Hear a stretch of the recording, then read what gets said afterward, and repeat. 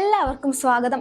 ഇന്ന് നമ്മൾ സംസാരിക്കാൻ പോകുന്നത് ലോക ചരിത്രത്തിലെ ഏറ്റവും പ്രശസ്തവും അതേസമയം ഏറ്റവും ദാരുണമായ ഒരു ദുരന്തത്തെ കുറിച്ചാണ്. RMS Titanic. ടൈറ്റാനിക് എന്ന പേര് കേൾക്കുമ്പോൾ നമ്മുടെ മനസ്സിലേക്ക് ആദ്യം വരുന്നത് ജെയിംസ് കാമറൂണിന്റെ ആ പ്രശസ്തമായ സിനിമയായിരിക്കും, ജാക്കും റോസും അവരുടെ പ്രണയവും. എന്നാൽ സിനിമയ്ക്കും അപ്പുറം ടൈറ്റാനിക് എന്ന കപ്പൽ ആ മഞ്ഞുമലയിൽ തട്ടിത്തകരുന്നതിന് മുൻപും അതിനുശേഷവും അവിടെ സംഭവിച്ച യഥാർത്ഥ ചരിത്രം എന്താണ് നമുക്കൊന്ന് നോക്കാം. Welcome to voice of historical mysterious. അതിനു മുൻപ് ഈ വീഡിയോ യൂട്യൂബിൽ കാണുന്നവർ സബ്സ്ക്രൈബ് ചെയ്യാൻ, ഫേസ്ബുക്കിൽ കാണുന്നവർ ഫോളോ ചെയ്യാനും മറക്കരുത്. 1912 ഏപ്രിൽ 14, സമയം അർദ്ധരാത്രി.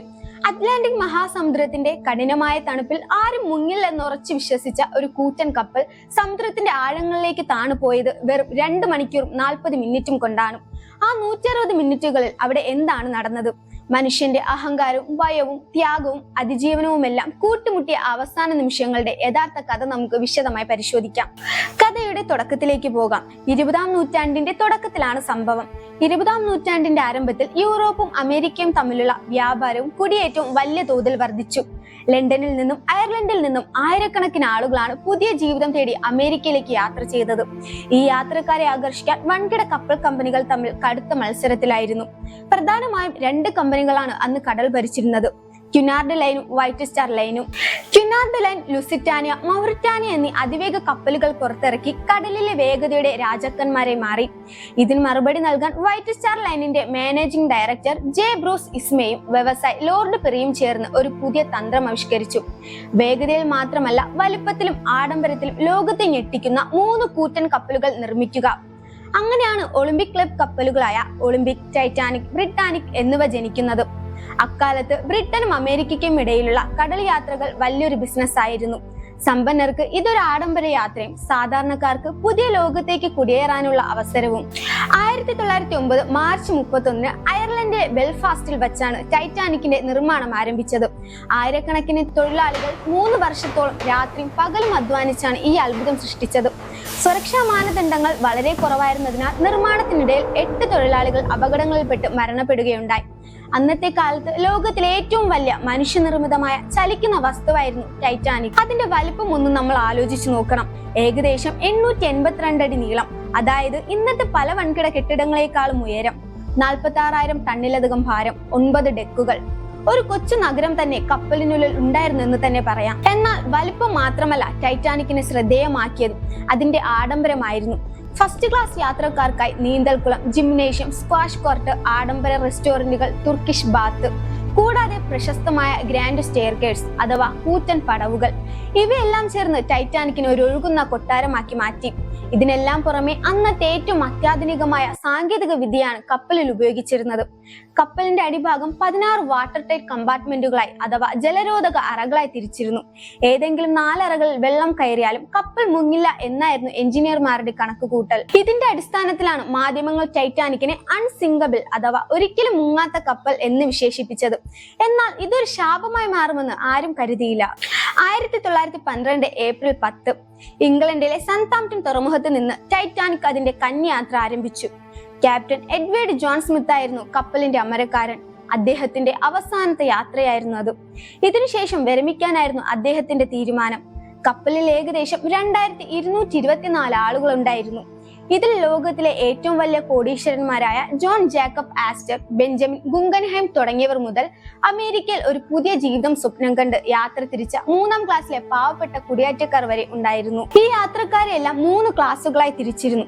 ഫസ്റ്റ് ക്ലാസ്, ലോകത്തിലെ തന്നെ ഏറ്റവും വലിയ കോടീശ്വരന്മാരും പ്രമുഖരുമാണ് ഇതിൽ യാത്ര ചെയ്തിരുന്നത്. സെക്കൻഡ് ക്ലാസ്, പ്രൊഫസർമാർ, എഴുത്തുകാർ, പുരോഹിതന്മാർ എന്നിവരടങ്ങിയ മധ്യവർഗക്കാരായിരുന്നു ഇവിടെ.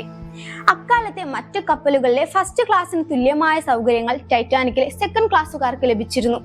തേർഡ് ക്ലാസ് അഥവാ സ്റ്റിയറേജ്, അമേരിക്കയിലേക്ക് കുടിയേറി പാർക്കാൻ സ്വപ്നം കണ്ട് യാത്ര തിരിച്ച പാവപ്പെട്ട തൊഴിലാളികളും കുടുംബങ്ങളുമായിരുന്നു ഇവിടെ.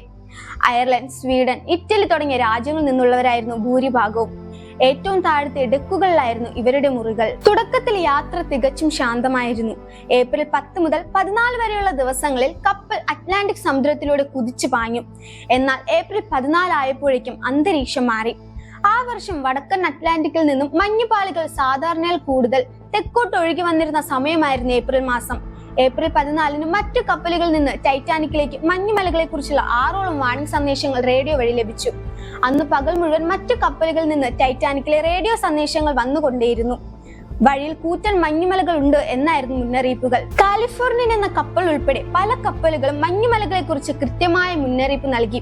എന്നാൽ ഈ മുന്നറിയിപ്പുകളിൽ പലതും ക്യാപ്റ്റന്റെ കയ്യിലെത്തിയില്ല, അല്ലെങ്കിൽ അർഹിച്ച പ്രാധാന്യത്തോടെ സ്വീകരിക്കപ്പെട്ടില്ല. അന്നത്തെ വയർലെസ് റേഡിയോ ഓപ്പറേറ്റർമാർ വൈറ്റ് സ്റ്റാർ ലൈനിന്റെ ജീവനക്കാരായിരുന്നില്ല, പകരം മാർക്കോണി കമ്പനിയുടെ ആളുകളായിരുന്നു.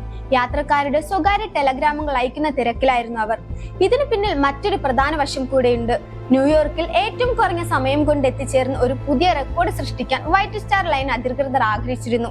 അതുകൊണ്ട് തന്നെ മഞ്ഞുമല മുന്നറിയിപ്പുകൾ ഉണ്ടായിരുന്നിട്ടും ടൈറ്റാനിക് അതിന്റെ പരമാവധി വേഗതയായ 22 നോട്ടിന് മുകളിലാണ് സഞ്ചരിച്ചു കൊണ്ടിരുന്നത്. ആകാശം തികച്ചും തെളിഞ്ഞതായിരുന്നു. ചന്ദ്രനില്ലാത്ത രാത്രി.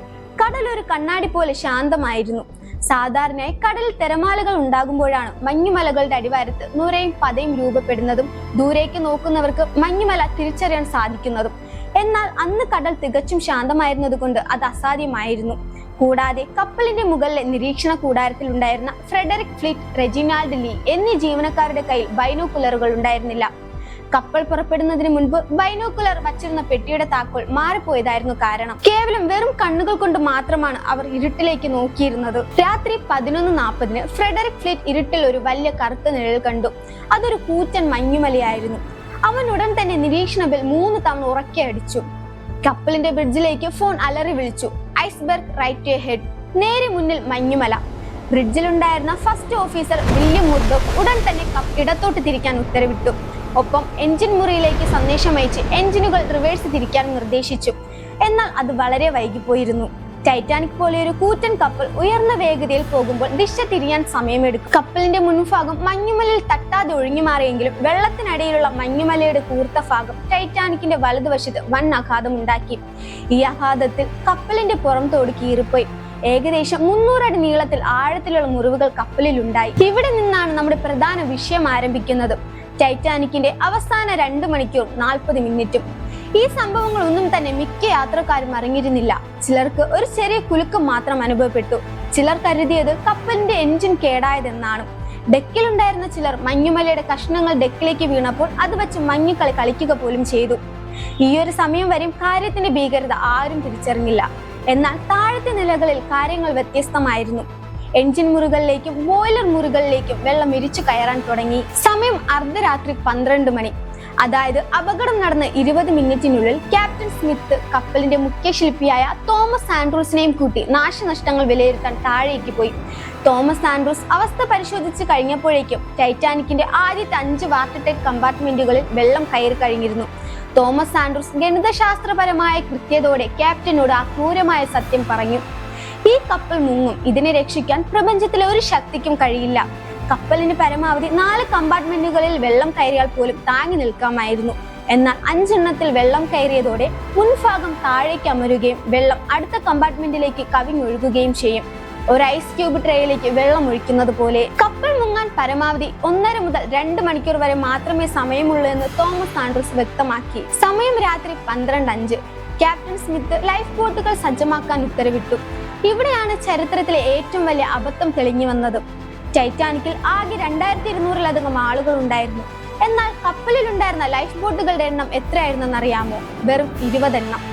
അതിലാകെ ഉണ്ടായിരുന്ന ശേഷി 1178 ആളുകൾക്ക് മാത്രമായിരുന്നു. അതായത് കപ്പലിലുള്ള പകുതി പേർക്ക് പോലും രക്ഷപ്പെടാൻ കഴിയില്ല. എന്തുകൊണ്ടാണ് അങ്ങനെ സംഭവിച്ചത്? അന്നത്തെ ബ്രിട്ടീഷ് ബോർഡ് ഓഫ് ട്രേഡിന്റെ നിയമപ്രകാരം കപ്പലിന്റെ വലിപ്പമല്ല, മറിച്ച് ഭാരമാണ് ലൈഫ് ബോട്ടുകളുടെ എണ്ണം തീരുമാനിച്ചിരുന്നത്. മാത്രവുമല്ല, ആഡംബര കപ്പലിന്റെ ഡെക്കിൽ ലൈഫ് ബോട്ടുകൾ കൂടുതൽ വച്ചാൽ കാഴ്ച മറയും. യാത്രക്കാർക്ക് നടക്കാൻ സ്ഥലമുണ്ടാകില്ല എന്ന് കരുതി വൈറ്റ് സ്റ്റാർ ലൈൻ അധികൃതർ കൂടുതൽ ലൈഫ് ബോട്ടുകൾ വയ്ക്കാൻ തയ്യാറായില്ല. കപ്പൽ മുങ്ങില്ലെന്ന അഹങ്കാരവും ഇതിനു പിന്നിലുണ്ടായിരുന്നു. രാത്രി 12:15 ആയപ്പോഴേക്കും വയർലെസ് റേഡിയോ മുറിയിൽ നിന്ന് ആദ്യമായി സോസ് അടിയന്തര സന്ദേശങ്ങൾ അയച്ചു തുടങ്ങി. CQD എന്ന പഴയ സന്ദേശവും അന്ന് പുതിയതായി അവതരിക്കപ്പെട്ട സോസ് എന്ന സന്ദേശവും അവർ മാറി മാറി അയച്ചു. ഏകദേശം 58 മൈൽ അകലെയുണ്ടായിരുന്ന കാർപാത്തി എന്ന കപ്പൽ ഈ സന്ദേശം സ്വീകരിച്ചു. അവർ ഉടൻ തന്നെ ടൈറ്റാനിക്കിനെ ലക്ഷ്യമാക്കി പരമാവധി വേഗതയിലേക്ക് കുതിച്ചു. എന്നാൽ ടൈറ്റാനിക്കിന്റെ അടുത്തെത്താൻ അവർക്ക് കുറഞ്ഞത് 4 മണിക്കൂർ വേണമായിരുന്നു. ടൈറ്റാനിക്കിന് വെറും 10 അല്ലെങ്കിൽ 15 മൈൽ മാത്രം അകലെ കാലിഫോർണിയൻ എന്ന മറ്റൊരു കപ്പൽ ഉണ്ടായിരുന്നു. പക്ഷേ നിർഭാഗ്യവശാൽ അവരുടെ റേഡിയോ ഓപ്പറേറ്റർ അന്ന് രാത്രി 11:30 റേഡിയോ ഓഫാക്കി ഉറങ്ങാൻ പോയിരുന്നു. ടൈറ്റാനിക് ആകാശത്തേക്ക് വിട്ട സഹായം അഭ്യർത്ഥിച്ചുള്ള വെള്ള റോക്കറ്റുകൾ കാലിഫോർണിയയിലെ ജീവനക്കാർ കണ്ടെങ്കിലും അതെന്തോ ആഘോഷത്തിന്റെ ഭാഗമായിരിക്കുമെന്ന് കരുതി അവർ ഗൗരവമായി എടുത്തില്ല. ഒരു ഫോൺ കോൾ പോലെയുള്ള ആ ആശയവിനിമയം നടന്നിരുന്നെങ്കിൽ ആയിരക്കണക്കിന് ജീവനുകൾ രക്ഷിക്കാമായിരുന്നു. സമയം രാത്രി 12:45. ആദ്യത്തെ ലൈഫ് ബോട്ട് നമ്പർ 7 കടലിലേക്ക് ഇറക്കി. തുടക്കത്തിൽ ആളുകൾക്ക് വിശ്വസിക്കാൻ കഴിഞ്ഞില്ല. കൂറ്റൻ സുരക്ഷിതമായ ടൈറ്റാനിക് വിട്ട് അറ്റ്ലാന്റിക്കിലെ കറുത്തിരുണ്ട തണുത്ത വെള്ളത്തിൽ ഒരു ചെറിയ മരബോട്ടിനുള്ളിലേക്ക് കയറാൻ പലരും വിസമ്മതിച്ചു. 65 പേർക്ക് കയറാവുന്ന ആദ്യത്തെ ലൈഫ് ബോട്ടിൽ വെറും 28 ആളുകളുമായിട്ടാണ് അത് പുറപ്പെട്ടത്. കമാൻഡർമാരായ ചാൾസ് ലൈറ്റോളറും വില്യം മുർഡോക്കും ലൈഫ് ബോട്ടുകളിലേക്ക് ആളുകളെ കയറ്റാൻ തുടങ്ങി. സ്ത്രീകളും കുട്ടികളും ആദ്യം എന്നതായിരുന്നു ഉത്തരവ്. എന്നാൽ ഇവിടെ ചില വ്യത്യാസങ്ങൾ ഉണ്ടായിരുന്നു. ഇടതുവശത്ത് ചാൾസ് ലൈറ്റോളർ ഈ നിയമം തികച്ചും കർശനമായി നടപ്പാക്കി. ബോട്ട് കാലിയാണെങ്കിൽ പോലും പുരുഷന്മാരെ ആരെയും കയറ്റിയില്ല. എന്നാൽ വലതുവശത്ത് വില്യം മുർഡോക്ക് സ്ത്രീകൾ കയറി കഴിഞ്ഞാൽ ഒഴിവുള്ള സീറ്റുകളിലേക്ക് പുരുഷന്മാരെയും കയറ്റി. ഇവിടെ ക്ലാസ് വിവേചനവും നടന്നു. ഫസ്റ്റ് ക്ലാസ് യാത്രക്കാർക്ക് ലൈഫ് ബോട്ടുകളിലേക്ക് എളുപ്പത്തിൽ എത്താൻ സാധിച്ചു.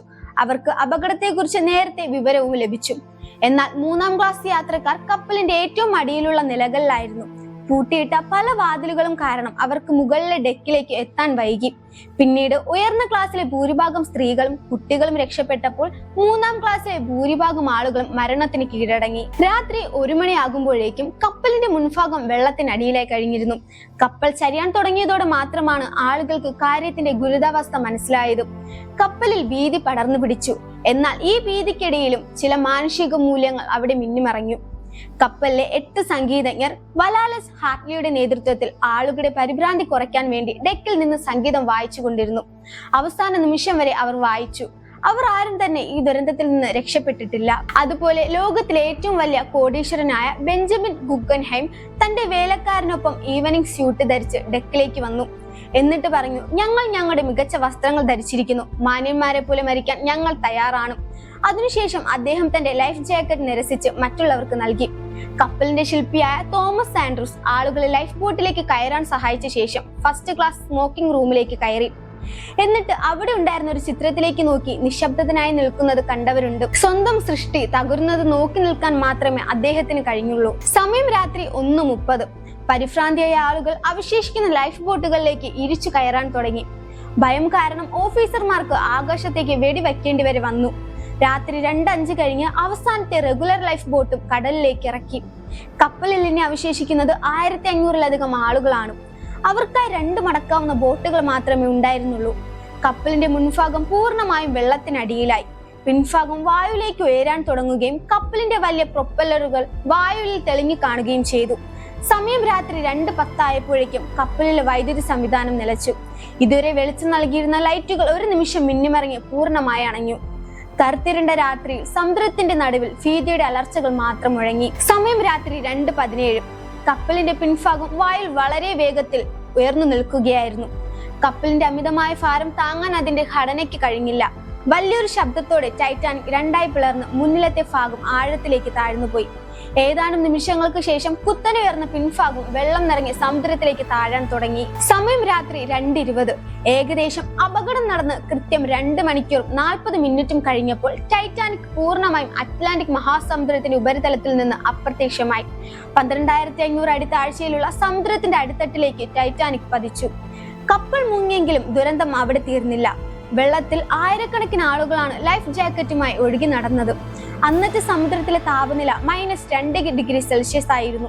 അത്രയും തണുത്ത വെള്ളത്തിൽ ഒരു മനുഷ്യന് ജീവനോടെ ഇരിക്കാൻ കഴിയുന്നത് പരമാവധി 15 മുതൽ 20 മിനിറ്റ് വരെ മാത്രമാണ്. ആളുകളുടെ നിലവിളികൾ കൊണ്ട് ആ പ്രദേശം മുഴുവൻ മാറിയിരുന്നു. എന്നാൽ ലൈഫ് ബോട്ടിൽ ഉണ്ടായിരുന്നവർ അവരുടെ ബോട്ട് മറിയുമെന്ന ഭയം കാരണം ആളുകളെ രക്ഷിക്കാൻ തിരികെ വരാൻ മടിച്ചു. ഒടുവിൽ ലൈഫ് ബോട്ട് നമ്പർ 14ന്റെ ഇൻചാർജ് ആയിരുന്ന ഹരോൾഡ് ലോവ് കുറച്ച് ബോട്ടുകൾ കൂട്ടിയിണക്കി ആളുകളെ മാറ്റിപ്പാർപ്പിച്ച ശേഷം തിരികെ വന്നു. എന്നാൽ അപ്പോഴേക്കും ഭൂരിഭാഗം ആളുകളും ഹൈപ്പോതെർമിയ വന്ന് മരിച്ചിരുന്നു.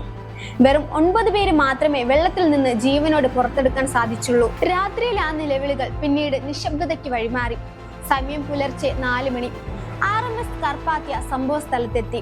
മഞ്ഞുമലകൾ നിറഞ്ഞ ആ അപകടകരമായ മേഖലയിലൂടെ സ്വന്തം ജീവൻ പണയം വച്ചാണ് ക്യാപ്റ്റൻ ആർത്തർ റോസ്ട്രോണിന്റെ നേതൃത്വത്തിൽ കാർപാത്യ എത്തിയത്. അവർ ലൈഫ് ബോട്ടുകളിൽ ഉണ്ടായിരുന്ന 705 പേരെ രക്ഷപ്പെടുത്തി. എന്നാൽ 1500-ലധികം ആളുകൾക്ക് ജീവൻ നഷ്ടപ്പെട്ടിരുന്നു. ടൈറ്റാനിക്കിന്റെ ദുരന്തം കേവലം ഒരു കപ്പൽ മുങ്ങൽ മാത്രമായിരുന്നില്ല, അത് മനുഷ്യരാശിയുടെ അഹങ്കാരത്തിനേറ്റ വലിയൊരു പ്രഹരമായിരുന്നു. പ്രകൃതിയേക്കാൾ മുകളിലാണ് സാങ്കേതിക വിദ്യ എന്ന് വിശ്വസിച്ച മനുഷ്യർക്ക് പ്രകൃതി നൽകിയ കടുത്ത മറുപടി. ഈ ദുരന്തത്തിന് ശേഷം ലോകത്തിലെ സമുദ്രയാത്ര നിയമങ്ങൾ പൂർണ്ണമായി മാറി. കപ്പലിലെ മുഴുവൻ ആളുകൾക്കും ആവശ്യമായ ലൈഫ് ബോട്ടുകൾ നിർബന്ധമാക്കി. 24 മണിക്കൂറും റേഡിയോ സന്ദേശങ്ങൾ നിരീക്ഷിക്കാനുള്ള സംവിധാനം കൊണ്ടുവന്നു. സമുദ്രത്തിലെ മഞ്ഞുമലകളെ നിരീക്ഷിക്കാൻ ഇന്റർനാഷണൽ ഐസ് പെട്രോൾ രൂപീകരിച്ചു. വർഷങ്ങളോളം ടൈറ്റാനിക് കടലിന്റെ ഏത് ഭാഗത്താണ് കിടക്കുന്നതെന്ന് ആർക്കും അറിയില്ലായിരുന്നു. ഒടുവിൽ ദുരന്തം നടന്ന് 73 വർഷങ്ങൾക്ക് ശേഷം 1985 സെപ്റ്റംബർ 1 ഡോക്ടർ റോബർട്ട് ബെല്ലാർഡിന്റെ നേതൃത്വത്തിലുള്ള ഗവേഷണ സംഘം ന്യൂഫൗണ്ട്ലാൻഡിന്റെ തീരത്ത് നിന്ന് ടൈറ്റാനിക്കിന്റെ അവശിഷ്ടങ്ങൾ കണ്ടെത്തി. തണുത്തുറങ്ങിയ നിശബ്ദതയിൽ സമുദ്രത്തിന്റെ അടിത്തട്ടിൽ ഏകദേശം 3800 മീറ്റർ ആഴത്തിൽ രണ്ടായി പിളർന്ന നിലയിലായിരുന്നു ടൈറ്റാനിക്കിന്റെ അവസ്ഥ. അനേകം ഷൂസുകൾ, പാത്രങ്ങൾ, കളിപ്പാട്ടങ്ങൾ തുടങ്ങി അന്ന് മരണമടങ്ങിയ മനുഷ്യരുടെ അവസാന ഓർമ്മപ്പെടുത്തലായി അവിടെ അവശേഷിച്ചിരുന്നു. റോബർട്ട് ബെല്ലാർഡ് ടൈറ്റാനിക്കിന്റെ അവശിഷ്ടങ്ങൾ കണ്ടെത്തുന്നതുവരെ ടൈറ്റാനിക് ഒരു നിഗൂഢതയായി തുടരുകയായിരുന്നു. ഇന്ന് സമുദ്രത്തിന്റെ അടിത്തട്ടിൽ കിടക്കുന്ന ടൈറ്റാനിക് നാളെയുടെ ഓർമ്മപ്പെടുത്തലാണ്. അതെ, ടൈറ്റാനിക് തകർന്നു. അതിലുണ്ടായിരുന്ന ആയിരക്കണക്കിന് മനുഷ്യരുടെ സ്വപ്നങ്ങളും ജീവനും സമുദ്രം കവർന്നു. എന്നാൽ അവസാനത്തെ 160 മിനിറ്റുകളിൽ തെളിഞ്ഞു നിന്ന ചില മനുഷ്യരുടെ ത്യാഗവും ധൈര്യവും ചരിത്രത്തിൽ എന്നും അവിസ്മരണീയമായി നിലനിൽക്കും. സമുദ്രോപരിതലത്തിൽ നിന്ന് 12500 അടി, ഏകദേശം 3.8 കിലോമീറ്റർ താഴെ തികച്ചും ഇരുണ്ട അന്തരീക്ഷത്തിലാണ് ടൈറ്റാനിക് കിടക്കുന്നത്. കപ്പലിന്റെ 2 ഭാഗങ്ങൾ തമ്മിൽ 600 മീറ്ററിലധികം അകലമുണ്ട്. 1997 ജെയിംസ് കാമറൂൺ സംവിധാനം ചെയ്ത ടൈറ്റാനിക് എന്ന ചിത്രം ഈ ദുരന്തത്തെ ലോകമെമ്പാടുമുള്ള ദശലക്ഷക്കണക്കിന് ആളുകളുടെ ഹൃദയത്തിലേക്ക് വീണ്ടും എത്തിച്ചു. ഇന്ന് കടലിന്റെ അടിത്തട്ടിലെ ടൈറ്റാനിക് അതിവേഗം നശിച്ചുകൊണ്ടിരിക്കുകയാണ്. ശാസ്ത്രജ്ഞരുടെ അഭിപ്രായത്തിൽ സമുദ്രത്തിലെ ബാക്ടീരിയകൾ കപ്പലിന്റെ ഇരുമ്പ് ഭാഗങ്ങൾ തിന്നു തീർക്കുകയാണ്. അടുത്ത 20 മുതൽ 30 വർഷത്തിനുള്ളിൽ ടൈറ്റാനിക്കിന്റെ അവശിഷ്ടങ്ങൾ പൂർണ്ണമായും ഇല്ലാതാകും എന്ന് കരുതപ്പെടുന്നു. ഈ വീഡിയോ നിങ്ങൾക്ക് ഇഷ്ടമായെങ്കിൽ തീർച്ചയായും ലൈക്ക് ചെയ്യുക, ഷെയർ ചെയ്യുക. പിന്നെ എന്ത് സംശയമുണ്ടെങ്കിലും കമന്റ് ചെയ്യാൻ മറക്കരുത്. മറ്റൊരു ചരിത്ര സംഭവവുമായി നമുക്ക് വീണ്ടും കാണാം. നന്ദി.